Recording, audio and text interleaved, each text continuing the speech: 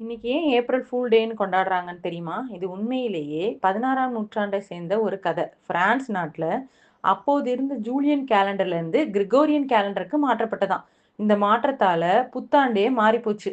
March மாதத்தோட இறுதியில புத்தாண்டு கொண்டாடப்பட்டது. அதாவது ஏப்ரல் 1ல.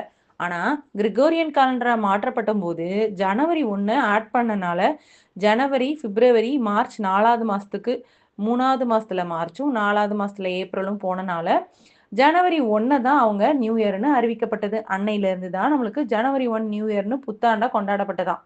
ஆனா அது தெரியாத மக்கள் ஏப்ரல் 1ஆம் தேதி நியூ இயர் அப்படின்னு கொண்டாடியிருக்காங்க. அத தான் ஏப்ரல் ஃபூல்ஸ் அப்படின்னு கொண்டாடினவங்கள அழைச்சாங்களாம்.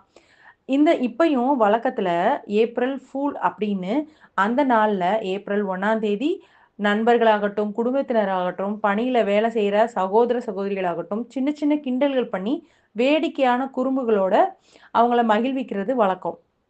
ஸோ நீங்களும் சிரிப்பு, மகிழ்ச்சி நிறைந்த நாளாக இன்னைக்கு கொண்டாடுங்க. நீங்கள் செய்யும் கிண்டல்கள் எல்லாம் லைட்டாவும், யாரையும் காயப்படுத்தாமலும் இருக்கட்டும்.